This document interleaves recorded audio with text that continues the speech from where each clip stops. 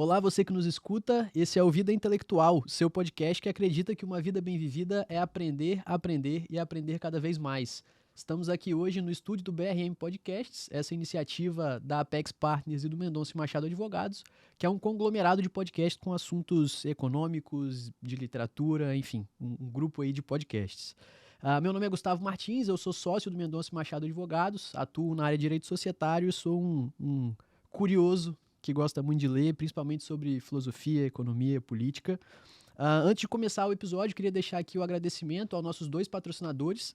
Primeiro ao Laboratórios Tomasi, que está entre os 10 maiores laboratórios de análises clínicas do país, e a loja Friends, que ajudou a gente na decoração de todo esse estúdio. Hoje eu estou aqui com o meu grande amigo, Mário Fernandes.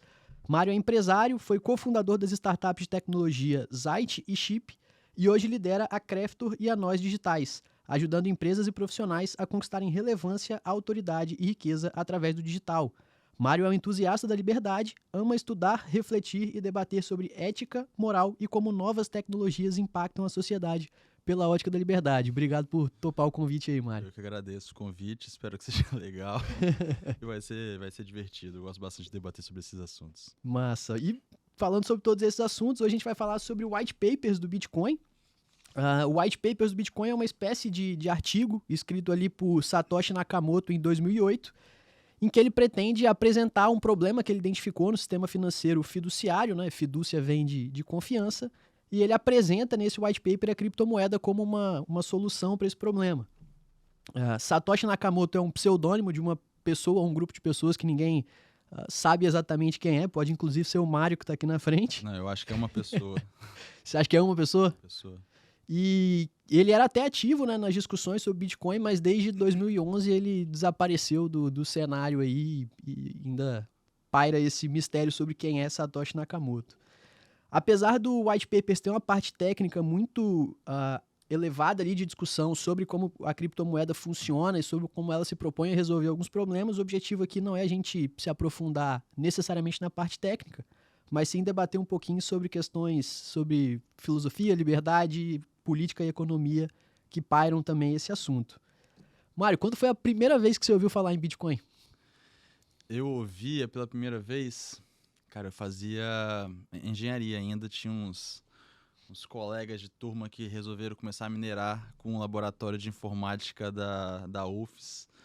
Não sei se eles tiveram sucesso de manter os bitcoins ali, mas era 2014 provavelmente, 13, 14. Se eles tivessem mantido, eles deviam estar com bastante dinheiro, mas pelo que eu sei deles, eu acho que eles não mantiveram os bitcoins. Então acho que esse foi o primeiro movimento. Eu lembro que o bitcoin devia estar uns R$600 na época, não lembro se é exatamente esse valor, mas era bem próximo a isso. Enfim, aí depois eu fui voltar a ouvir novamente, foi na 2019, 20 ou talvez início da pandemia, que eu realmente resolvi dar uma mergulhada um pouquinho mais a fundo para ver o que era, e já era o momento onde eu estava um pouco mais, sabe, aprofundado sobre o tema da liberdade e acabei olhando com um viés um pouco diferente sobre Bitcoin. Cara, curioso, provavelmente a gente foi contemporâneo de UFES, né? Não sei se eu já contei essa história pra você, mas eu fiz um ano de engenharia de computação antes de fazer direito. E Qual ano? Foi exatamente 2014, o ano que eu entrei na UFES, foi quando eu ouvi também falar de Bitcoin. E é engraçado porque você falou do preço da época, né? E me marca porque na época eu ouvi a galera falar o tempo inteiro no curso de engenharia de computação, então era assim, hot topic lá entre a galera. E eu lembro que eu juntei, cara, uns trocados de passagem de busão, de troco de cantina e etc. pra fazer a primeira compra. E na época eu comprei R$500 de Bitcoin. Que isso, segurou? Não segurei. Que isso. Vendi, na época eu tinha 16 ou 17 anos. E eu sei que eu vendi poucos meses depois por triplo do preço, achando que eu tinha feito um puta negócio. Nem como ninguém saber. Não tinha como saber. Mas a última vez que eu fiz a conta, tava dando algo em torno de uns R$600 mil aí. Tipo Depois isso. eu parei de fazer conta pra não... Não, mas acho que é bem próximo a isso. Se na época era R$600, hoje tá 600 mil, é basicamente isso. 1000 vezes de Exato, de valorização. que eu deixei de receber. É normal, na época também eu fui muito pelo hype de entender, conhecer o que era e sem base nenhuma de entendimento de economia, político e por aí vai. Eu acho que mais do que ter a moeda, sendo bem sincero, assim, acho que mais do que ter ali é você entender o que você tá... Tipo assim, é você entender sobre o Bitcoin. Porque se você Perfeito. entender, talvez você tenha mais probabilidade de não perder e também de segurar um pouquinho ali. E acho que pode surgir outras oportunidades no meio do caminho. Agora, se você não Exato. entender, na hora que valorizar ou na hora que cair, acho que ele sai da sua mão meio fácil. Exato, exato. E falando sobre entender, né, antes da gente entrar na discussão específica sobre o Bitcoin, eu acho que vale a gente trazer algumas premissas aqui para a discussão sobre o que é o dinheiro, né? Sobre o que é a moeda de maneira geral, não necessariamente a criptomoeda. Tem um livro muito legal também, que fica aí de recomendação, que chama o Padrão Bitcoin, que ele faz uma análise histórica de como que as civilizações saíram do escambo e ele vai identificando os problemas e os porquês dessa evolução, né? E aí ele vai, enfim, para não entrar num outro livro aqui, mas ele vai mostrando como que a sociedade evoluiu do escambo para começar a ter alguma moeda de troca e os problemas que essas moedas iam identificando ao longo do tempo, até realmente entrar no padrão ouro, onde as pessoas realmente carregavam o ouro e faziam as trocas de ouro, e como que isso evoluiu depois para o sistema fiat, o sistema fiduciário, onde o banco centralizava ali não só o controle do ouro que as pessoas detinham, mas também o controle da emissão do papel que representava aquele ouro, né? E esse livro ele traz, cara, 7 características que uma boa moeda precisa ter. A primeira delas é durabilidade, que ela deve resistir ao uso contínuo e ao passar do tempo. A segunda é a portabilidade, que ela deve ser fácil de manusear e transportar. A terceira é a divisibilidade, que ela deve permitir o fracionamento. O quarto é a uniformidade, que todas as unidades da moeda têm que ter o mesmo valor. O quinto é a aceitabilidade ou usabilidade, que ela tem que ser aceita entre as pessoas como meio de pagamento. A sexta é reserva de valor, ou seja, ela deve reservar, manter o valor que ela tem com o longo do tempo. E a última é a escassez, que você deve ter um controle sobre a emissão da moeda. Então esse livro ele traz essas 6 características aí como sendo as características da moeda, e enfim, ele vai mostrando ponto a ponto como isso foi evoluindo ao longo do tempo. Se a gente fosse escolher hoje, cara, uma nota de corte aí entre uma moeda boa e uma moeda ruim, você acha que o real hoje, enfim, a moeda fiduciária, ela negligencia mais qual dessas características? Cara, se a gente for pro senso comum, talvez como reserva de valor ao longo do tempo, ele vai perdendo muita coisa. Mas eu acho que eu gosto de olhar para esse contexto muito menos como... Porque se você sabe que ela perde valor e você investir seu dinheiro ali e retornar à média, talvez você vai mantendo um pouquinho. Sim. Não é tanto problemático em relação a isso. Mas quando você olha para o contexto... Eu acho que o que é mais negligenciado é a capacidade humana de manipular aquilo que está em controle deles. Então, quando você tem a moeda que é a base de confiança e a base de manipulação, tanto de governos quanto de grandes corporações, principalmente dos bancos, assim, eu fico um pouco mais na questão da manipulação. Embora não esteja dentro desses pontos, mas eu acho que a capacidade das pessoas de manipularem, do ser humano de manipular aquilo que está em suas mãos, a ponto de desvalorizar quando eles estão em dívida e aumentar o preço de valor quando eles estão em propriedade. Eu acho que isso é um grande risco para as pessoas comuns, assim. Então, ok, mas se a gente fosse olhar, Perfeito. talvez um pouco mais para isso, escassez ali, talvez porque ela é impressa ao bel prazer, na maioria das vezes, à medida que é necessário para essas grandes corporações e governos, e reserva de valor, pelo histórico, a gente está perdendo, sei lá, 90 e poucos % do valor do real ao longo do nascimento dele. Então, Sim. acho que esse é um ponto bem relevante. Cara, e por que você acha que as pessoas têm essa dificuldade de manusear o próprio dinheiro, assim, né? Você acha que é um fator mais psicológico? Você acha que é um fator mais do ponto de vista educacional, de não entender como o dinheiro funciona? Qual que é a sua... Como sua assim percepção? manusear? O que você...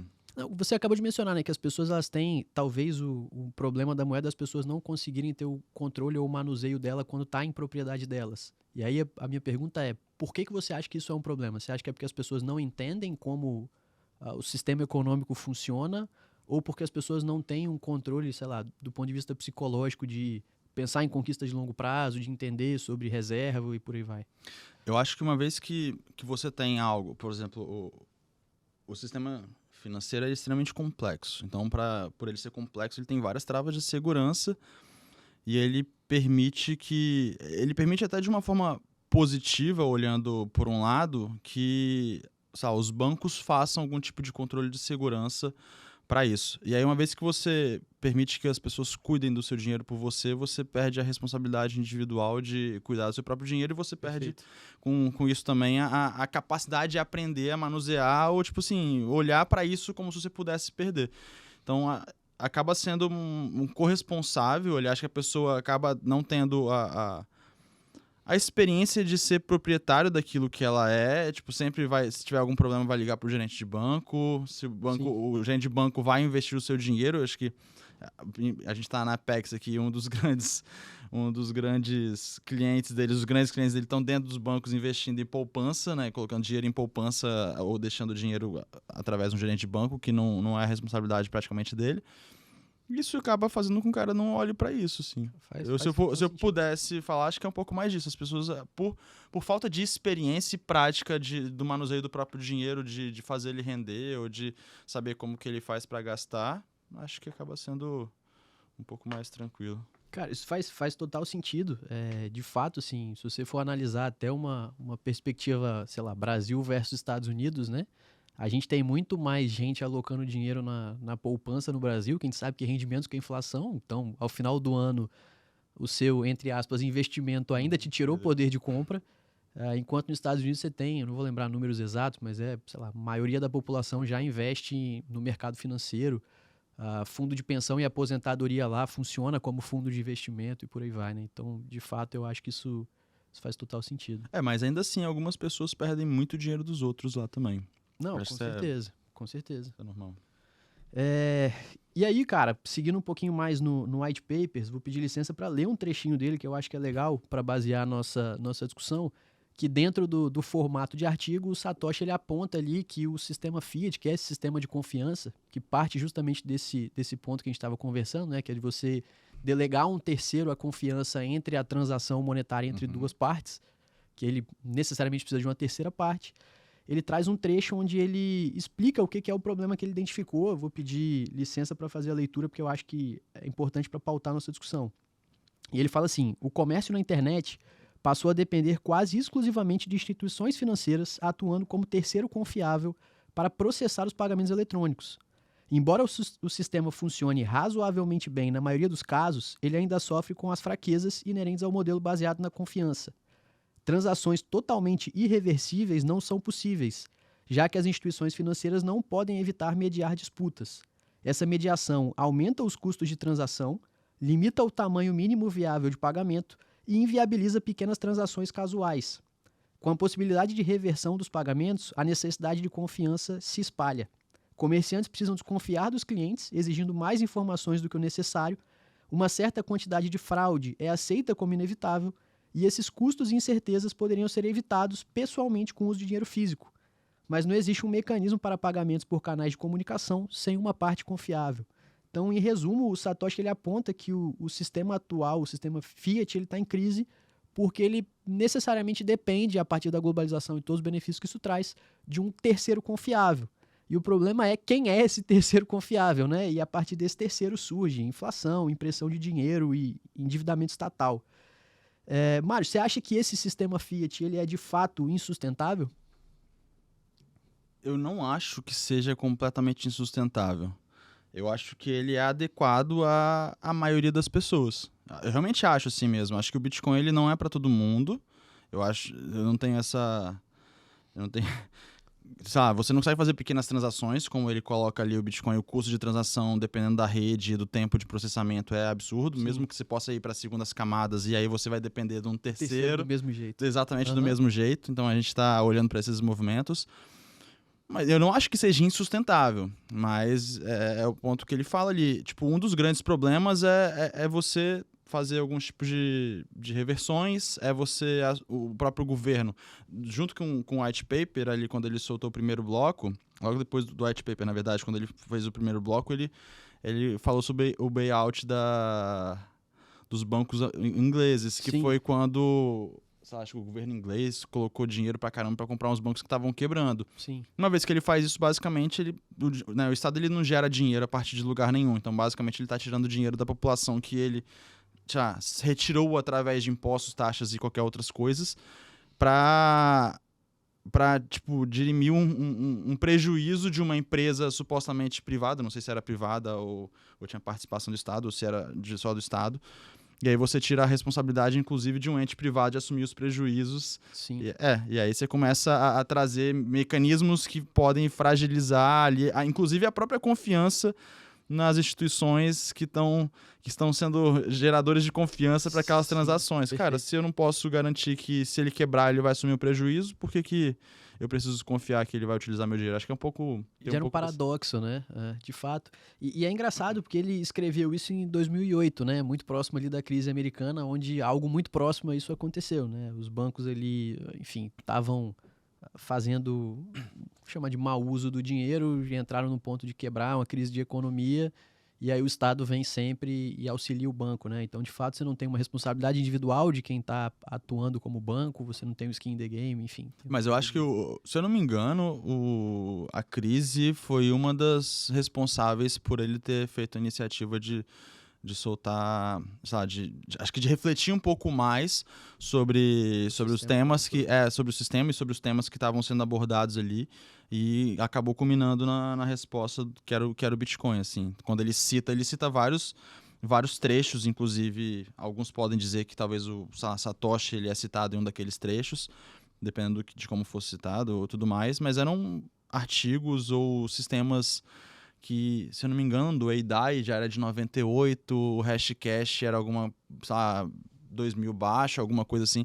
Então já eram temas que estavam sendo questionados ali ao longo do tempo, mas quando veio uma grande crise e realmente o governo colocou o dinheiro todo, e pô, eu tenho que refletir sobre isso, e talvez agora a gente já tenha tecnologia o suficiente ou próximo para desenvolver um sistema que possa realmente resolver esse problema que eu tô vendo aqui agora, sabe? Sim. Cara, e assim, até porque eu acho que vale a pena a gente falar um pouco sobre isso, talvez seja um assunto batido das conversas que a gente já teve, né? Mas eu acho que uma das características que a gente falou exatamente sobre a moeda é a escassez, né? Uhum. E, de fato, o Bitcoin se apresenta com uma tecnologia que tem uma limitação ali de, se não me engano agora, não me falha a memória, são 21 milhões de Bitcoins em circulação, que, de certa forma, é um mecanismo para você impedir que o governo ou quem detém o controle sobre a moeda continue imprimindo e gerando inflação, né? E que, de fato, a inflação ela é uma forma de você diluir o poder de compra da pessoa sem mexer na quantidade de dinheiro que ela tem, né? Sim. Então, você vai abrir seu aplicativo do banco, você vai ter a mesma quantidade de dinheiro que você tinha ontem. Mas a sua capacidade, o seu poder de compra com aquele dinheiro, ele é muito menor do que ele era ontem, ainda que o número seja o mesmo. Então, acho que isso é um negócio engraçado até de discutir com algumas pessoas que não adentram muito no assunto de economia, porque elas não conseguem enxergar uma percepção sobre como isso acontece, né? E esse é um dos fatores que, quando a gente tem movimento de crise muito grande, é uma medida que o governo geralmente adota. Vou imprimir dinheiro para tentar segurar a crise, vou gerando inflação para poder tentar conter alguma coisa.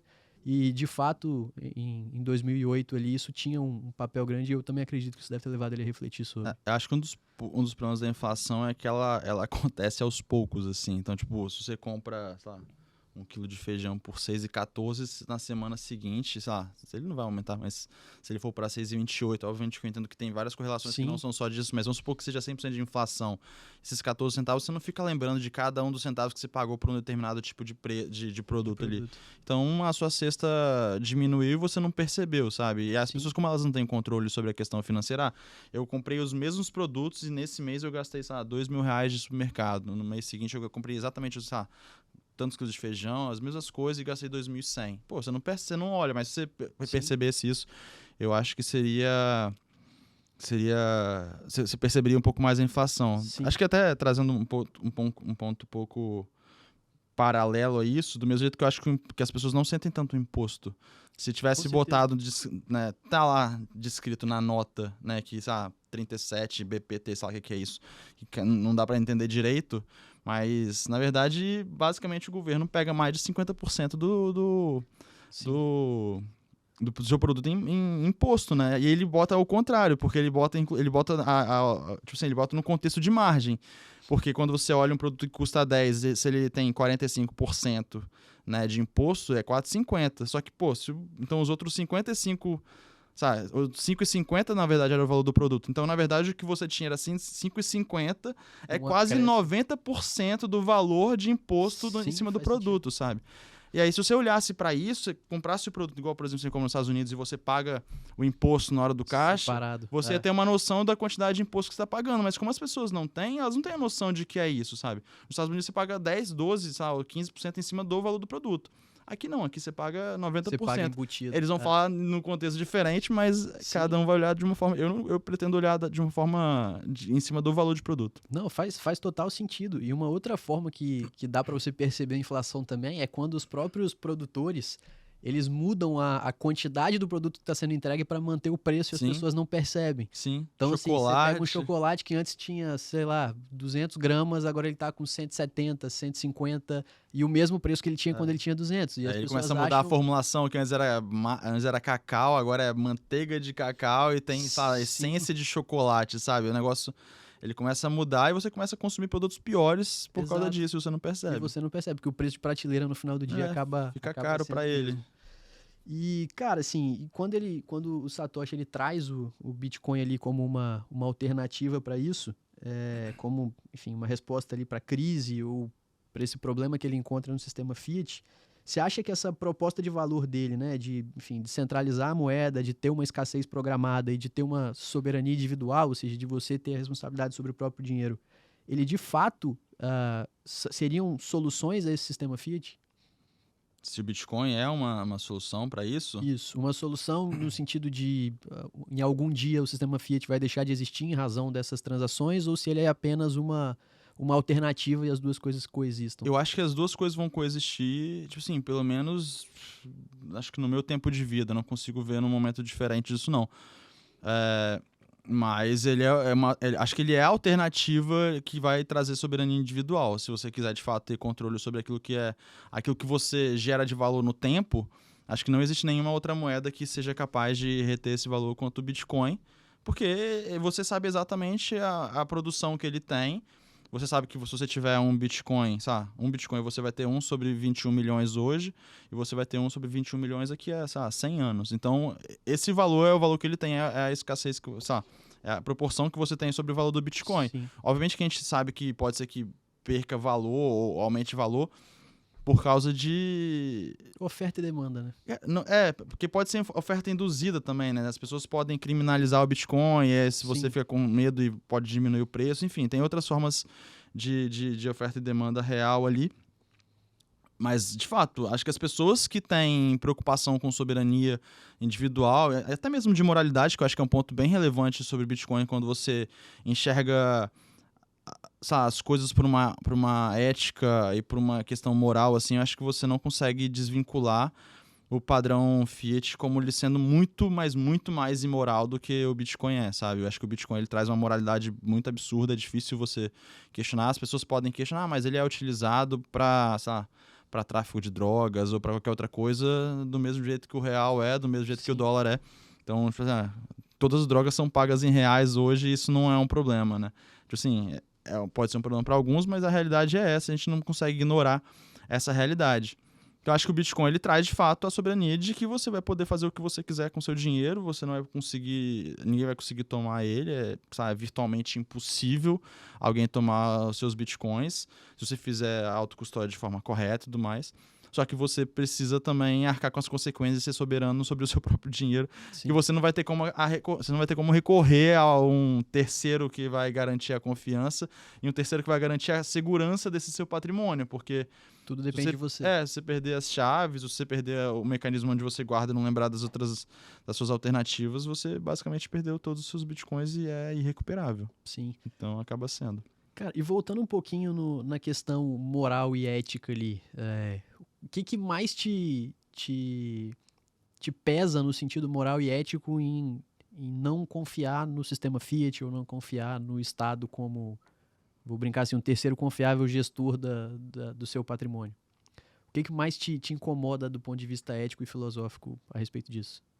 Cara, primeiro, acho que a questão individual para mim eu acho que eu preciso ser responsável pela maior quantidade de coisas sobre a minha vida, assim, então eu não posso terceirizar nem a responsabilidade, nem a culpa, nem os bônus das coisas que eu conquisto. Então acho que esse é o ponto Perfeito. Que eu preciso olhar para mim como sendo o mais responsável por isso.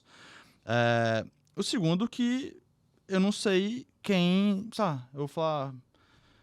sabe, qualquer político, eu conheço, sabe, poucas pessoas, não conheço mídia, eu não conheço político que não tenha mentido para mim diversas vezes, assim. Então, não consigo... Se eles mentiram diversas vezes, se eles fizeram coisas que eu acho que são imorais no passado e recorrentemente, eu não posso acreditar que no futuro eles vão mudar alguma coisa, assim. Por mais que eles digam que as intenções são boas, eu não acredito que isso seja uma realidade, assim. Eu acho que eles vão tomar atitudes perversas ou vão tomar atitudes que eu acho que são antiéticas, às vezes. Porque os incentivos que eles têm São perversos. são um pouco mais perversos, né? Porque eu acho que os incentivos acabam ditando um pouco do seu comportamento. Então, se o incentivo que ele tem é ganhar mais tempo na política, talvez ele vai tomar uma atitude que vai gerar mais tempo para ele na política do que, de fato, trazer mais liberdade. Porque talvez seja mais duro trazer mais liberdade no primeiro momento. Então, acaba sendo isso. Então, ao mesmo tempo que, sei lá, a gente hoje vive numa democracia que ela é possivelmente alternada a cada 4 anos, assim, de presidência e, sei lá, intercalada ali com governo e prefeituras, sei lá, essas coisas assim. E você não sabe quem vai vir pro próximo, sabe? Então, o seu voto vale o mesmo do que o voto de uma pessoa que pensa completamente diferente de você. E Os dois estão sujeitos ao mesmo os risco. dois, isso sim, a gente tá sujeito ao cara que pensa completamente diferente, assumir o poder e tomar decisões que é completamente antagônicas àquilo que você quer pra sua vida. Então, tipo assim, por que eu vou acreditar num cara que ele quer uma coisa diferente de mim, sendo que ele já mostrou que ele quer alguma coisa diferente de mim? Então, eu posso acreditar que ele vai fazer algo diferente do que eu quero. Agora, o cara que quer a mesma coisa que eu vou acreditar que ele vai fazer coisa errada, porque a maioria desses políticos, eles tomaram atitudes que foram contrárias ao que eles prometeram, sabe? É isso, sim. Não tem... Eu não consigo lembrar de nenhum que prometeu e ao longo de todo o seu governo seguiu caminhos que foi, tipo assim, eu prometi isso, eu fiz isso, eu prometi isso, eu fiz isso. Eu não sei, então eu tenho Você essa acha, então, dificuldade. que o Bitcoin ele é uma forma de, sei lá, desobediência civil pacífica nesse sentido? De você conseguir... Porque a gente entra numa discussão entre o que é legal e o que é moral, e de fato essa é uma discussão Você como muito advogado, interessante. Já me enfrentei ela inúmeras vezes, vira e mexe, enfrento de novo, né? Porque de fato, enfim, você tem argumentos mais rasos a respeito disso, como por exemplo, o nazismo era o sistema vigente na Alemanha. Então, eu vou obedecer à lei e vou fazer aquilo que o sistema impõe, ainda que eu discorde completamente, né? E de fato, o sistema ele acaba detendo o controle sobre inúmeras coisas, inclusive do ponto de vista da nossa conversa aqui, sobre o seu patrimônio. Então, olhando sobre essa ótica e a desconfiança na política e entendendo que nem sempre o que é legal é moral conforme as suas perspectivas, dá para afirmar então que ter Bitcoin para botar o seu patrimônio fora desse jogo é uma forma de desobediência civil? cara, pode ser. Acho que é uma das poucas formas que você tem de dizer não para aquele governo ali, sabe? É muito improvável que o seu voto vai ter alguma relevância na hora de uma decisão, de uma eleição, assim. É muito Sim. improvável. Então, acho que você tem, de fato, o seu dinheiro, que é uma coisa que é muito relevante. A sua voz, que eu acho que é muito relevante. Então, tem formas de influenciar pessoas. Então, a gente está olhando para a mídia. A mídia é uma... Sabe, a mídias tradicionais. Então, eles, ao longo da história, eles conseguiram influenciar, isso para bem ou para mal, não estou entrando nesse mérito, mas eles influenciaram. E hoje a gente tem nossa voz para poder influenciar as pessoas. Sabe, se alguém concordar com o que eu falo, com o que outra pessoa fala, vai seguir ou não. Então acho que acaba sendo... Se você discordar de alguma coisa, se você está sendo... está indo em discordância de alguma coisa, de certa forma está sendo desobediente contra aquilo, assim. Mas Sim. acho que é bem suave ainda, é bem suave, mas eu acho que é bem fundamental. Sim. Cara, e essa é uma característica interessante, né? A gente, assim, tá num movimento geopolítico atual bem incerto também.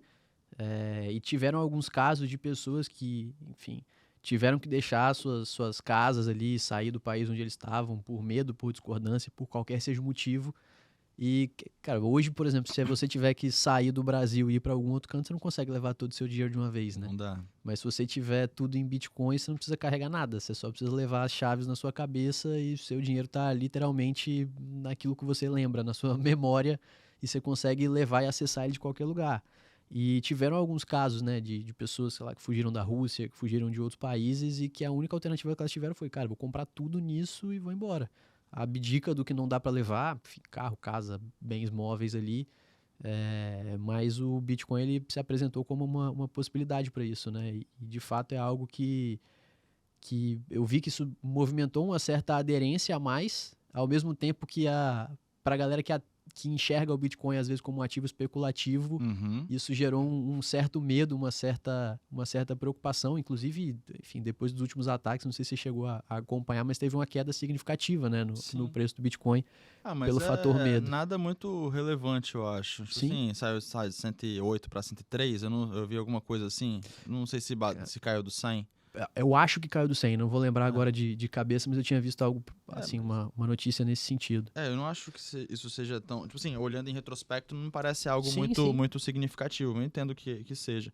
Mas quanto a isso, cara, tem histórias de pessoas que emprestaram bitcoins lá em 2015, 2016, pra galera que tava na Venezuela pra sair da Venezuela, assim. E tomaram o calote, porque depois o bitcoin explodiu, o cara não conseguia pagar de novo. Então tem histórias que isso aconteceu, assim. Não sei dizer quem especificamente. Uhum. E, cara, quando você vê, de fato, em uma situação de desespero, por exemplo, igual a galera na Ucrânia, que você não tem o que fazer, ou a galera em um ambiente de guerra, como que você vai fazer? Os caras vão travar o seu dinheiro, vão fazer tudo que puder, e você não tem mais controle nenhum. Então, tipo, aí é a hora que você tem pra pensar e falar assim, tomar alguma atitude. Mas se você não tiver a menor ideia do que fazer, esquece. Você não vai conseguir fazer Sim. absolutamente nada. Você vai botar o seu dinheiro num fundo de investimento lastreado em Bitcoin, o cara travou você de novo, não tem muito o que fazer. Agora, você acha que você vai conseguir fazer autocustódia com segurança em 3 horas, um dia, e vai se sentir confortável em botar Sim. pra esses Todo o caras... seu patrimônio. Pra esse cara que é todo o seu patrimônio de uma vez só, e talvez nunca mais ver aquilo ali, com medo. Cara, é muito difícil, assim. Acho que a galera tem um receio de fazer. Acho que por isso que eu acho que é muito importante você ter conhecimento, assim, talvez mais importante você ter conhecimento do que você ter o próprio Bitcoin, né? Até uma certa quantidade, acho que é. Faz sentido. Cara, e eu olhando assim numa visão de longo prazo e de futuro, né? A gente sabe que tem muita gente e às vezes eu escuto isso, né? Não, eu invisto em Bitcoin, ou tem gente que simplesmente fala, não, eu compro Bitcoin. E no fundo isso mostra uma diferença da forma como que a pessoa enxerga, né? Tem gente que enxerga como um ativo de especulação, ou seja, vou comprar único e exclusivamente porque eu acho que o preço tá barato, esse negócio vai subir, um dia eu vou vender e vou, enfim, ter um ganho em cima disso. E tem gente que realmente acredita que ele é uma reserva de valor. Há quem acredite, inclusive, que no futuro próximo ele vai substituir aí algumas moedas governamentais. El Salvador mesmo já adotou, né, como uma das moedas oficiais, Sim. O Bitcoin. Na sua perspectiva de futuro, você acha que o Bitcoin ele é um ativo de especulação ou ele efetivamente é uma reserva de valor, uma moeda ali que vai chegar num ponto de utilização, ainda que talvez não necessariamente no nosso tempo de vida? Como investimento, eu não acho que faz muito sentido, né? A gente está falando se eu quiser fazer uma análise de investimento, bom, eu não sou especialista nisso, mas tem alguns amigos meus que falam assim, cara, não faz o menor sentido, eu preciso saber a rentabilidade de um projeto, trazer a valor presente, ver quanto que isso tem de distorção e fazer em relação... Eles não enxergam nem o ouro, nem Bitcoin, nem qualquer outra moeda como uma questão de investimento. Acho que em questão especulativa, eu acho que é legal, se você quiser apostar contra a moeda estatal ou quiser apostar contra um estado, talvez possa fazer um pouco mais de sentido ali. Uma especulação talvez um pouco mais moral. E agora, o que de fato ele é uma reserva de valor. Tem muita gente, você vai conversar com muita gente vai enxergar o Bitcoin pela ótica de dólares e de reais, mas tem gente que enxerga bitcoins pela ótica de bitcoin, assim. Eles querem acumular mais satoshi, eles não querem, tipo assim, que só o bitcoin suba. Sim. Porque para eles, se o bitcoin tiver mais baixo, eles têm mais oportunidade de comprar. Uhum. E isso é um paradoxo muito diferente, sabe? Então, quando o bitcoin tava subindo, eu conheci uma galera e falou, cara, para de subir, eu preciso comprar mais, tudo mais, porque para eles querem acumular mais satoshi, porque no futuro eles vão ter mais satoshi. É a forma de pensar deles. Sim. E é uma reserva de valor, como eu falei, assim, você vai ter um Bitcoin. Se tiver um Bitcoin, vai ser 1 sobre 21 milhões ali e o resto da vida enquanto você não vender, sabe? Perfeito. Agora, se ele vai valer mais ou menos, acho que vai depender do período temporal, assim. Se eu não me engano, na história não existe nenhum momento onde ele no período de 4 anos valeu, tipo assim, ao final de 4 anos valeu menos do que 4 Aham. anos, exatamente 4 anos anteriores. Assim. Então ele especula, tipo assim, ele varia, mas geralmente ele acaba voltando para cima do valor de 4 Sim. anos atrás, assim. Obviamente você vai estar não descontando a inflação, porque aconteceu ali, mas Perfeito. é isso. Agora, acho que o Bitcoin tem essas questões que eu acho que faz mais sentido. Sim. Cara, e é engraçado, que se a gente voltar naquelas características, né, que a gente falou lá atrás de uma moeda, eu até fiz uma tabela aqui meio para comparar mais ou menos como que ele se encaixaria nessas características.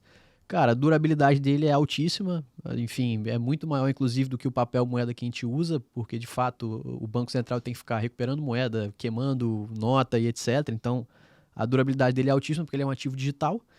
A portabilidade dele é muito alta, você não precisa, é o que a gente estava falando aqui agora, você não precisa carregar nada a não ser umas informações na sua cabeça para ter acesso àquilo o tempo inteiro.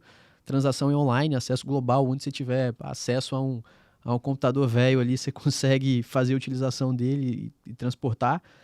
A divisibilidade, enfim, ele tem frações, você não precisa necessariamente comprar uma unidade, então você consegue fracionar o Bitcoin. A uniformidade, que é isso que você acabou de falar, 1 sobre 21 milhões vai ser 1 sobre 21 milhões hoje ou daqui a 100 anos. A aceitabilidade, a usabilidade. Talvez esse seja o principal ponto, talvez, de fraqueza das características aqui sobre o Bitcoin, que apesar de ser um fator crescente, né, a gente vê mais pessoas falando, discutindo e entendendo sobre isso do que um tempo atrás, mas ele ainda é muito limitado como meio de troca, você não consegue transacionar tão facilmente com o Bitcoin. Estabilidade de valor, né, reserva de valor, ou seja, no longo prazo ele vai continuar tendo aquela característica de 1 sobre 21. Escassez e controle, a escassez é programada, você tem um limite fixo, então você não corre o risco de ter, enfim, alguém imprimindo dinheiro, gerando inflação com aquele patrimônio seu. E a confiança necessária, ela substitui a confiança de um terceiro que você não necessariamente sabe quem é pela criptografia, que aí é a parte tecnológica do white paper, né? Você tem ali um código e, enfim, e aquele código ele é confiável, ele substitui exatamente a necessidade desse terceiro, né? Então, olhando para essas características, cara, enfim, dá uma... Você consegue enxergar de maneira diferente o que de fato é o criptoativo, né? Inclusive, eu estava conversando disso ontem com algumas pessoas e eu falei, eu acho que de fato o único ponto que ele pesa ainda é a aceitabilidade.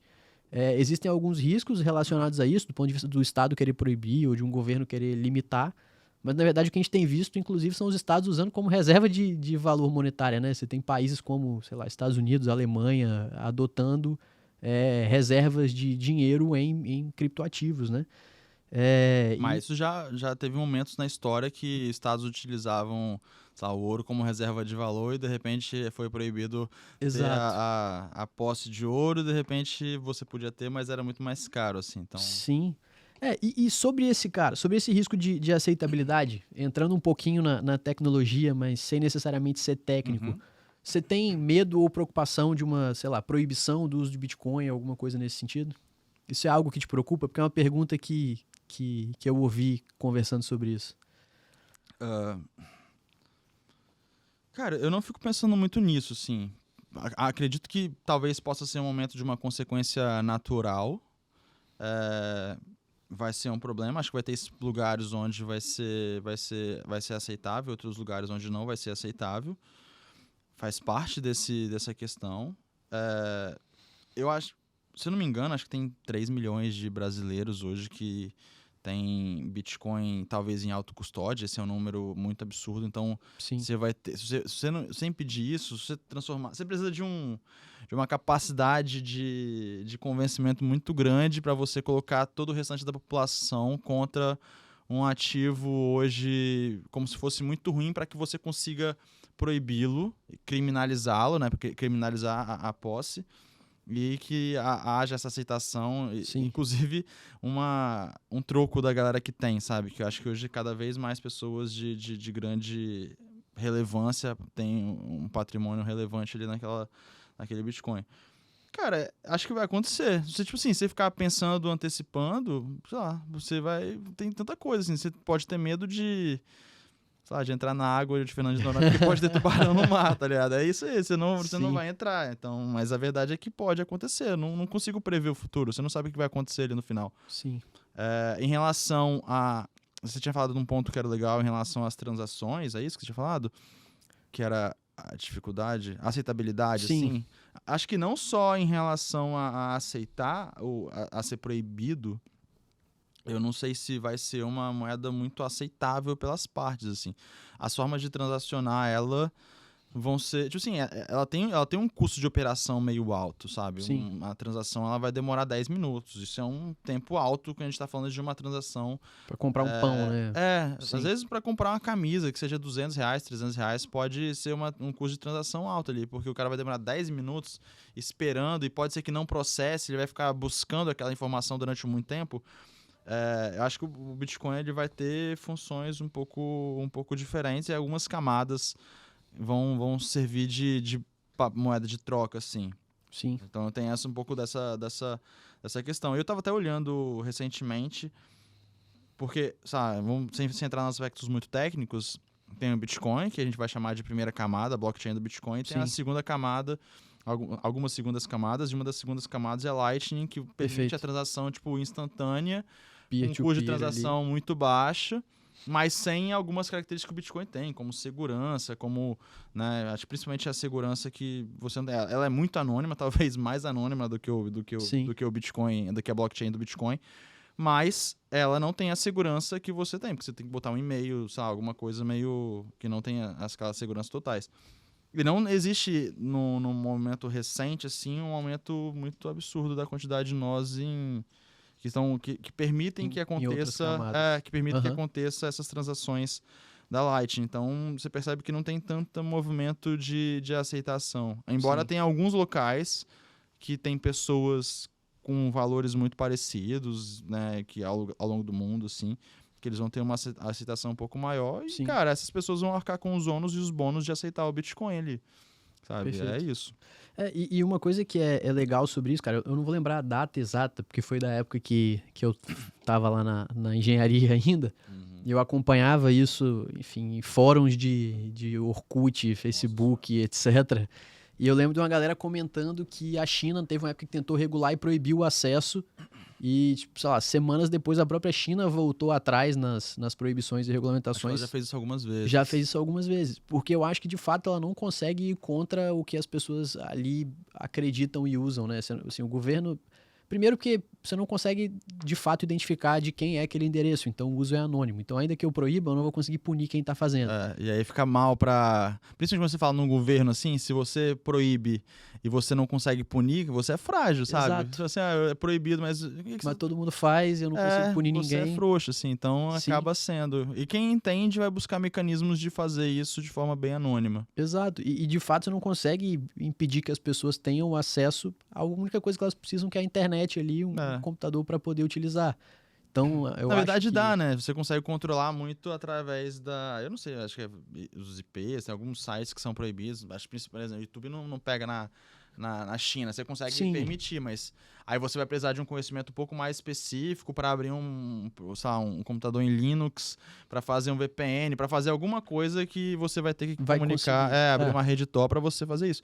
Aí vai depender das suas habilidades ali. Sua capacidade de entendimento sobre o próprio Bitcoin, do seu estudo, Perfeito. porque se você mora lá e você quer assumir a liberdade de deter o seu próprio dinheiro, como já aconteceu, né? Momentos onde eles bloquearam a retirada de dinheiro. E é isso. Cara, e aí falando um pouquinho sobre a filosofia, né, por trás do Bitcoin aí mais especificamente, você acha que de fato o Bitcoin apresenta uma nova fase da soberania individual sobre o patrimônio? Porque assim, disso tudo que a gente está conversando, fica muito claro que de fato é um único ativo que pelo menos eu conheço do ponto de vista de valor monetário, em que, cara, ninguém consegue tomar aquilo de você sem que você tenha uma participação ativa. Então, enfim, primeiro ninguém consegue saber qual é o seu endereço, ninguém consegue saber quais são as suas palavras-chave, ninguém consegue confiscar aquilo que é seu. E eu não conheço nenhum outro ativo. Conhecimento. Mas conhecimento você não valora do mesmo jeito. Em que tenha essas características de fato ser algo que você realmente possui, é seu, e só você consegue fazer uso e dispor daquilo. Então, assim, olhando sobre essa ótica e com um pouco mais de filosofia no tema, Você acha que de fato ele representa uma nova fase, assim, com relação à questão da soberania individual? Cara, acredito. Eu não acho que ele seja o único hoje. Acho que existem outras moedas, inclusive criptoativos. A gente fala de Não, Monero, eu digo alguma coisa criptoativo assim. de maneira geral, né? Assim, a solução do Bitcoin que eu digo é a criptomoeda. Sim, ok. Então, acredito que seja essa... Acho que é uma revolução mesmo em relação à questão de gestão de patrimônio, de preservação de patrimônio e você aceitar pagar. E acho que isso vai mudar a forma como os estados, né, os governos lidam com as pessoas, como inclusive os bancos ou qualquer grande corporação vai lidar com as pessoas, assim. Tem um... Cara, tem um manifesto dos cypherpunks, assim. Acho que é o manifesto dos cypherpunks do Timothy May, de 1994. Era alguma coisa... É muito antigo, esses caras... Sabe, todo mundo bebeu da mesma fonte, são pessoas que estudaram, participavam dos mesmos grupos e eles foram ali ao longo de muito tempo. Eu não conhecia, não, já tinha ouvido falar, mas acho que eu nunca parei pra ler. Manifesto Cyberpunk. Do Cypherpunk. Vai estar em inglês, do Timothy May. Sim. E aí ele fala, assim, que vai chegar... Ele não falava sobre Bitcoin, obviamente ele não tinha essa capacidade, porque não existia na época ali e tudo mais, mas ele falava que ia chegar um momento onde as pessoas iam ser anônimas, elas iam fazer transações pela reputação que elas tinham na rede, então é como se você fosse um código ali, ninguém precisava saber quem você era, você ia transacionar com uma outra pessoa que também você não sabia, mas você ia confiar nela ou ela ia confiar em mim a partir da reputação que eu tinha na rede, e isso tem muito valor, sabe? Então eu não preciso saber quem é. Eu acho que isso permite muita coisa no mundo hoje, até mesmo você que como advogado e tem a Private Law Society lá. Sim. Então, falando bem brevemente, assim, é como se fosse é como se os mediadores... A Private Law Society é uma forma de você tirar da centralização do governo o controle sobre... contratos. O reforço de contratos. Assim, de fato, o Estado ele tem um monopólio sobre isso, mas isso foi um pouco aberto quando surgiu a arbitragem. Sim. Que em vez de eu ter que levar uma disputa minha para um juiz que é escolhido pelo Estado, pago pelo Estado para decidir quem tem razão, eu posso levar isso para um juiz privado que seria esse árbitro. Pois é. E a Private Law Society é uma alternativa para isso, onde você faz... É um árbitro anônimo ali, que você não Exato. precisa saber quem é esse cara, esse árbitro anônimo, sei lá, um terceiro validador, tem eu, você e mais um terceiro validador. A gente não precisa saber quem é, esse cara ele pode colocar o dinheiro dele em custódia como garantia de uma boa decisão. Sim. E a gente vai controlar, a gente vai confiar nele, quanto mais confiável ele se demonstrou através de outras coisas. Sim. Eu não tenho a menor ideia de quem ele seja, mas ele simplesmente se mostrou confiável por causa disso. E, cara, tem movimentos... Isso já acontece hoje, assim. Teve uma aposta que foi legal, assim. Era uma aposta que ia valer mais até 2026. Ou era o Ibov, ou era o Bitcoin. Aí um cara era um perfil completamente anônimo e o outro era um cara famoso, assim. E aí ele falou assim, nem sei quem você é. Ele falou assim, cara, vamos pegar o Felipe Hermes como mediador ali. Você conhece o Felipe Hermes? Eu conheço. Você conhece? Eu conheço. Então vamos botar ele como mediador e na hora que acabar, a gente sabe que ele vai bancar o que tiver que acontecer. Sim. Então é a terceira pessoa de confiança. E eu acho que isso, tipo assim, isso é a única forma que você tem de soberania de patrimônio. Tem formas de você determinar quem pode tirar de você ou não, através de regras muito claras, através de pessoas que você conhece ou não, pessoas que têm confiança ou não. E se você não tiver contrato nenhum, não tem nada que possa tirar o seu contrato, inclusive em rede, tá? Sim, previsto sim. ali, através com Bitcoin colocado em custódia, smart contract ali. Você não... Acho que hoje é virtualmente inviável. Acho que nos próximos anos e décadas talvez seja, e talvez para sempre seja virtualmente inviável, porque a tecnologia vai mudar, tanto para quebrar a criptografia, quanto para melhorar a criptografia também. Então vai ser uma disputa sempre muito, muito grande. É legal também que no próprio white paper, o Satoshi ele fala um pouco sobre isso, né? Sobre o desafio de você ter alguém querendo atacar a rede ou invadir a rede. E aí ele fala que uma das coisas que traz a segurança para a rede, para a blockchain, é o fato de que os nós os nodes eles são espalhados no computador de quem quiser usar e fazer uso daquela rede. Então, para alguém conseguir subverter a rede, a pessoa teria que ter capacidade de processamento sozinha superior a todo o resto da rede. Sim. E aí ele cria um fator de desestímulo que cara, se você tem essa capacidade, você pode rodar a rede e ser remunerado por isso, seja com a mineração, seja com o custo de transação. Então, ainda que alguém em algum momento consiga o que a probabilidade é ínfima de alguém sozinho ter mais capacidade computacional do que todas as pessoas do mundo que rodam a rede ao mesmo tempo, ele ainda teria um incentivo de, em vez de eu tentar modificar um bloco, que seria o que ele conseguiria fazer, ele usar toda essa capacidade dele para poder obter mais bitcoins, né? Então... Não, imagina se ele, por algum motivo, ele consiga ter uma capacidade de processamento, tão grande fosse para subverter várias coisas ao longo do tempo. O incentivo dele é o contrário, porque você não vai confiar numa rede que foi quebrada, Exato. então ele passa a ter, se ele conseguir roubar, se ele tinha 0, conseguir roubar 1000 de bitcoins, não vai valer nada no dia seguinte, porque Sim. é algo que perdeu valor. Acredito que hoje é virtualmente impossível também fazer isso, assim, é praticamente impossível, mas é altamente desincentivado para o atacante. Perfeito. Então, por que ele vai fazer isso? Ele vai ter que ficar quieto. Acho que Sim. roubar dinheiro em corretora, os caras conseguem muito mais, assim, ou em grandes... geralmente em corretoras, eles subvertem as chaves, alguma coisa ali, as seguranças da própria corretora, tomam o dinheiro e é isso. É mais fácil você tomar quando está num processo de segurança um pouco menor. Sim. E olhando sobre as criptomoedas, hoje você enxerga alguma outra que não o Bitcoin com relevância também? Enfim, você acha que existe... Depois eu vou contar da minha história, mas no início, lá na época de Universidade Federal, a galera falava muito sobre Bitcoin e Ethereum, que foram, acho que as primeiras ali que surgiram. Durante um tempo eu acompanhava e comprava um pouco das duas. Ao longo do tempo foram surgindo várias outras, até com o apelido de shitcoin, né? Que são aquelas que, enfim, que não tem uma origem confiável, que não tem um padrão confiável, principalmente dentro dessas características que a gente falou. Às vezes você vai ter não vai ter uma escassez, você vai ter um controle sobre a moeda e por aí vai. Mas hoje, olhando para o cenário, você tem alguma outra moeda que você olhe e enxergue que faz algum sentido? Ou é só o Bitcoin, ou é só, enfim... Eu não olho. Eu não Você nem procura. Cara, eu já procurei muito, assim. Já tentei olhar muito. Já perdi algum dinheiro com outras moedas. Você gasta muita energia. É a mesma coisa que você estudar, tipo, uma empresa. Sim. Sabe, você quer investir na Ethereum? Na Ethereum não é uma coisa descentralizada. Existe uma fundação. Essa fundação, ela consegue fazer algumas manipulações e tudo mais. É como se fosse uma empresa. Se quiser investir na empresa, sabendo os riscos e os benefícios disso, é como se você fosse investir. Agora, acho que, por exemplo, mesmo a Ethereum, que a galera pode não considerar shitcoin, os maximalistas ou os bitcoinheiros, eles vão dizer que é uma shitcoin. E é isso, assim, porque você não tem, de fato, a propriedade que o Bitcoin tem ali de não manipulação. Tem algumas formas de você manipular essa rede. Sim. Então, de fato, eu não olho e gasta muita energia ficar procurando outras coisas. E aí você fica pensando, pô, o que vai te dar dinheiro?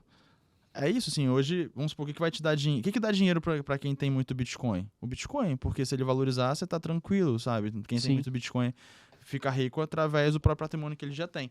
Agora, se você não tem muito Bitcoin, sabe, não tem como você ganhar muito dinheiro com isso, assim. Se o Bitcoin, você vai botar 100 mil reais hoje, se o Bitcoin valorizar 10 vezes em 4 anos, você vai ter 1 milhão de reais. Sim, isso continua não mudando sua vida. Agora, o cara que tem, 100 Bitcoins, esquece esse cara. Ele mudou de um patamar muito absurdo. Então, o que muda hoje é você empreender. Na minha visão, assim, é muito mais um ato de empreender ali do que ficar buscando moedas que vão trazer algum retorno, porque eu não acho que acho que o risco-retorno é muito alto. É muito estranho, assim. Você precisa ser uma pessoa com proximidade muito grande do assunto ou trabalhar no assunto. Então, eu tava conversando com um cara que, trabalhou na Binance na época dos primórdios ali. E ele falou assim, cara, a Solana, eu invisto, tem muita Solana hoje por causa disso, mas o cara trabalhava num fundo na Tailândia, já tinha 7 anos. O cara...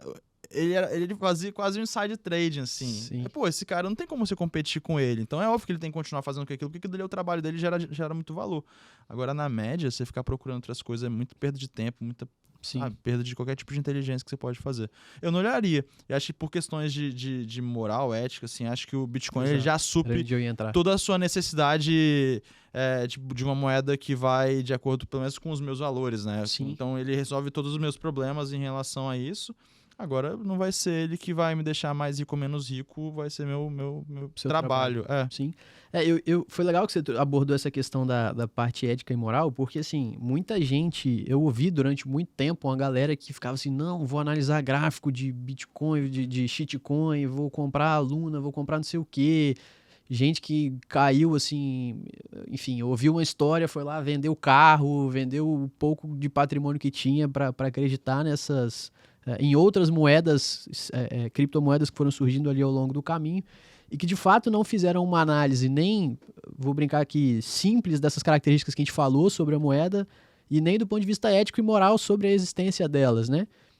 E de fato, cara, assim, óbvio, tem gente que ganhou dinheiro, teve gente que perdeu dinheiro, assim como, sei lá, em esquemas de pirâmide, a galera que entra primeiro ganha, enfim. Se a pessoa sabe a hora de entrar e sair, ela vai ganhar, mas de fato não é porque a moeda tinha uma reserva de valor ou uma característica de fato de moeda. Porque você entrou numa roleta de especulação e ou você soube a hora de sair ou você perdeu tudo, né? Exatamente. E de fato, assim, quando eu comecei a olhar para essas características, pelo menos como filtro básico inicial ali, eu de cara risquei todas as outras alternativas que não o Bitcoin. Numa época eu tinha outras coisas ali, enfim, compradas e hoje eu vendi tudo, eu só mesmo, enfim, de fato acredito só no Bitcoin. É um gasto melhor do seu tempo. Exato. E de fato também acredito, igual você comentou, que, enfim, isso aqui não é o meu trabalho, não é o que de fato vai gerar dinheiro para mim, é muito mais uma forma de criar uma reserva de valor com uma parte do que o meu trabalho gera de suor no final do dia. Total. Cara, e é engraçado também que teve uma época que os NFTs, né, ficaram famosos ali, é algo que tem uma tecnologia, enfim, pouco correlacionada e no viés especulatório, inclusive, eu fiz algumas análises, tem um caso muito engraçado, né, porque estava surgindo NFTs e outras criptomoedas relacionadas a jogos. Não sei se você lembra disso. Surgiu primeiros NFTs famosos lá, aquele do... Como é que é? Bored Apes, que era aquele do Yacht Apes lá, que era do macaco. O Neymar comprou, não sei quem comprou. O negócio foi tomando uma escala... Né? O incentivo dele era... exato. Ele recebeu, provavelmente. E, enfim, e você tinha um olhar muito grande sobre aquilo, mas sem um filtro mínimo do ponto de vista econômico, moral e ético. E eu lembro que enfim, na época, olhando essas questões de alguns jogos, de algumas coisas e etc., do ponto de vista mesmo de especulação, eu lembro que teve um negócio que eu fiz que foi engraçado. Tinha um jogo que você... Enfim, eu não vou lembrar o nome do jogo agora. Mas para você jogar, você tinha que comprar um NFT para começar a jogar, e esse NFT te rendia algumas moedas daquele jogo. E eu lembro que eu vi propaganda do jogo, eu entrei no jogo e tinha lá a quantidade de usuários do jogo. Aí quando eu entrei no jogo, tinha, sei lá, 10 mil usuários. Aí eu olhei no dia seguinte de novo, tinha 25 mil usuários. Olhei no dia seguinte de novo, tinha 40 mil usuários. Falei, cara, esse negócio tá tendo uma aderência grande. Vou pelo menos tentar olhar e entender como é que funcionava. Aí eu lembro que para você conseguir jogar, você tinha que comprar um NFT inicial e à medida que você ia jogando, você poderia ganhar outros. Mas para você ter acesso ao jogo, você precisava comprar. E a emissão desses NFTs ela era escassa, porque tinha um modelo de emissão. E eu lembro que quando eu olhei isso, eu falei, cara, vou fazer uma doideira aqui, pô, meio de pandemia, enfim, ninguém tinha certeza de para onde as coisas iam.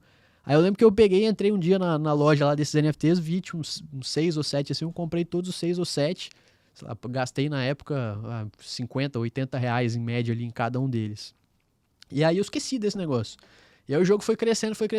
Um belo dia eu vi de novo a propaganda do jogo, tinha, sei lá, 2 milhões de pessoas usando. Eu abri o mercado, não tinha nenhum NFT vendendo. Aí eu botei todos os meus para vender lá assim, os que eu tinha comprado a um preço mais baixo. E, cara, a única coisa que eu analisei ali foi puramente oferta e demanda, assim. No momento nenhum eu acreditei na moeda do jogo como um criptoativo, como uma reserva de valor. No momento nenhum eu acreditei no NFT do jogo como algo sendo perene. Mas o jogo tinha um hype, as pessoas precisavam de comprar um negócio para acessar. Eu comprei quando tinha disponibilidade e vendi quando tinha escassez, né? Foi um tigrinho da galera. Exatamente. Né? Uma aposta de todo mundo, a galera se divertia jogando ou fingindo lá, os botões ou só olhando pra tela. Sim, mas eu acho que, e assim, muita gente, isso de alguma forma também manchou um pouco, né? Vou chamar assim, de reputação dessas tecnologias. E por isso que eu acho bacana a gente discutir o white papers e as características de uma moeda e o viés filosófico e ético sobre elas, porque isso de alguma forma ajuda as pessoas ou a despertar uma curiosidade sobre o assunto e entender um pouco mais, que eu acho que é algo que, de fato, é o que você falou, tá aí, vai continuar aí, independente da gente gostar ou não. Então, buscar entender, às vezes, é melhor do que, de fato, ter nesse primeiro momento. E eu acho que são dois filtros legais, né, pra galera que quer começar a se aventurar nisso. E aí, encaminhando para o final, te fazer uma pergunta. Se o Satoshi reaparecesse hoje, o que você acha que ele diria sobre o que o Bitcoin virou e todas essas tecnologias que surgiram a partir dele viraram? Cara, eu acho que ele não vai dizer nada. Você acha que ele nem aparece, né? Acho que ele tá fazendo movimentos para ajudar o Bitcoin. Acho que ele já fez muita coisa para ajudar. Foi um catalisador de um movimento muito absurdo, assim, que impactou a vida, impacta a vida de muita gente, trazendo inclusive moral e ética para, sabe, liberdade para muita gente mesmo. Eu não sei se ele acha, eu acho que tá mais rápido do que ele acredita. Talvez acho que vale mais do que ele acredita hoje. Legal. Não sabia que seria tão rápido assim, mas sei lá, deve ter seus muito bitcoins ali. E eu acho que ele tá na comunidade ainda, de alguma forma, ajudando isso a crescer. Eu acho que não vejo ele tendo motivo pra estar fora, a não ser que ele tenha morrido. Se ele morreu, aí é uma outra história. Mas se ele não morreu, provavelmente ele tá ajudando de alguma forma. Acho que muita gente que começou no Bitcoin lá no início continua fazendo parte, ajudando, sabe, no desenvolvimento das melhorias ali quando necessárias, ou fazendo, sabe, entrevistas e propagando sobre isso. Sim. Não sei se ele diria muita coisa, não. Acho que ele é um cara bem calado. Acho que ele já disse tudo que ele tinha que dizer. Tudo que ele saiu e deixou a galera falando. Acho que tudo que foi dito sobre Bitcoin... Tipo assim, acho que tudo que precisava ser dito sobre Bitcoin meio que já foi dito já. Talvez um dos melhores canais sobre Bitcoin do mundo, assim, inclusive tecnicamente, é um brasileiro, que é os Bitcoinheiros. Assim, é absurdo. Tem uns caras que entendem muito de Bitcoin. Os caras trazem muita gente sobre Bitcoin e os caras esmiuçam cada detalhe, falando dos problemas que podem existir, de como eles foram resolvidos, quais são as partes éticas. São coisas que já foi muito debatido. E coisas que a gente está trazendo agora como problema, porque a maioria das pessoas são leigas no assunto. Tem caras que falam assim, cara, isso já foi discutido em 2013, já foi respondido, não vou nem gastar meu tempo com você, sabe? E é isso, assim, então não tem muito o que dizer, não. Legal. É um cara calado. Você quer deixar algum recado final sobre o tema, sobre o assunto? Cara, eu vi uma pergunta que você fez, você não trouxe ela ali, né? Sobre se o Bitcoin é uma ferramenta, como é que é? Se você é libertário? O Bitcoin é libertário por natureza? Boa. Eu fiquei pensando nisso, assim. Se o Bitcoin ela é uma ferramenta que, por natureza, é libertária. Cara, eu na hora que eu li essa pergunta, e na hora eu lembrei muito de Howard Roark. Sim. Ele é uma ferramenta que ele não se preocupa com o que você pensa. É só isso, ele não pensa em você. Ela só existe. Se você quiser usufruir dela do jeito que ela é, você pode usufruir. Se você não quiser, o problema é seu, assim. Ela é feita do jeito que ela precisava ser feita. Cara, e talvez essa seja a beleza, assim, cara. Ela tá ali pra quem quiser aceitar, e quem não quiser aceitar não vai aceitar. Assim, acho que isso é uma das coisas mais belas que a gente tem, sabe? Igual, tipo assim, eu vou aceitar você ser meu amigo porque você é quem você é. Não espero que você mude. Se eu espero que você mude, talvez eu não goste de você o suficiente pra estar perto de você. E o Bitcoin é isso. Então, e não adianta você insistir, ele não vai mudar, sabe? Vai ter um cara que vai ter as regras de 2017, ele não vai aceitar mudar e você vai ter que aceitar, sabe? Você acha que o Bitcoin é mais libertário ou objetivista nesse aspecto? Acho que ele não se interessa pela sua opinião, ele tá cagando pra gente, assim. Eu não sei se ele acredita em Deus, eu não sei se ele... acho que ele só não se importa mesmo, acho que tem essa visão mesmo. Pô, massa. Cara, assim, a gente chega aí ao final do episódio. Queria agradecer demais aí por você ter topado, por vir bater esse papo aí com a gente. Espero que vocês que ouviram o episódio se interessem um pouquinho mais sobre o assunto, deem uma pesquisada. O White Papers, ele é um material que está gratuito na internet, assim como existem inúmeros outros materiais gratuitos sobre o assunto. E é engraçado que ontem eu estava conversando sobre isso e a pessoa me perguntou, tá, mas assim, se o negócio é tão interessante, por que tem mais gente, às vezes, entregando do que vendendo, né? A forma de usar e tudo mais, as pessoas mais relevantes, muitas vezes.